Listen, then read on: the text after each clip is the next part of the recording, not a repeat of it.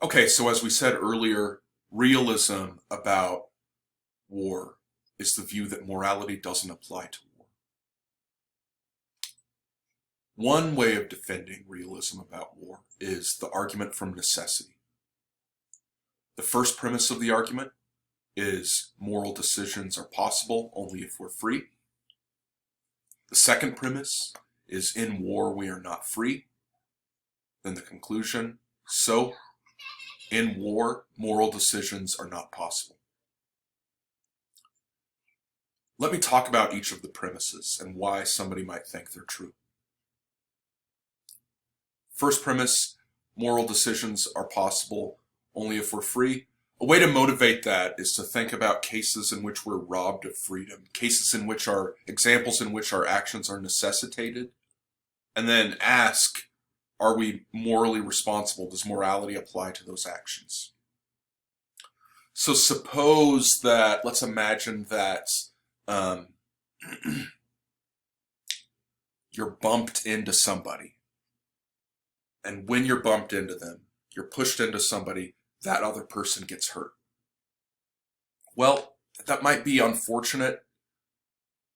You might feel bad for the person who's hurt, but it doesn't seem like morality applies to you in that case. It doesn't seem like you can say your action was right or wrong because you didn't have any other choice. You were just bumped into the person.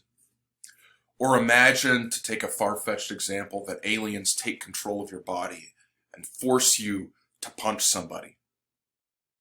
Well, your action was necessitated. Your action was forced. You couldn't have done anything but punch the person. And since you couldn't have done anything else, you weren't free. Or imagine somebody is being robbed and the robber holds a gun to their head and says, "Give me your wallet." You might think there's a case to be made for the idea that they weren't free. It was die or give up their wallet. They weren't free. There's nothing else they could have done. Their action was necessitated. And so you can't say it was right or wrong for them to give up their wallet. They just had to do it. And so if your action's free, you've got to be able to do otherwise. And if it's not free, morality doesn't apply to it. Now let's talk about the second premise. In war, we're not free. Here's the motivation for this. Either you're going to be a conqueror, somebody attacking, or you're going to be the person being conquered. And if you're the conqueror, it's necessary that you conquer. You have to. If you've got an empire and you hold back and you don't conquer when you can, then that's just going to reveal weakness and invite attack. It's going to make your subjects, the ones you currently control, restless, and they'll see that you're weak and you're not attacking everything you can, and then they're going to rise up and resist you.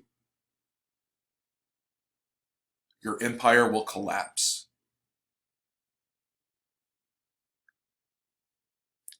Your action isn't necessitated, and so it's not is necessitated, so it's not free. And if you can't conquer, if you're the victim, you've got two choices. You've got to yield and give up your land and your control to the conqueror, or you're going to be destroyed. And so again, you can't do anything but give up.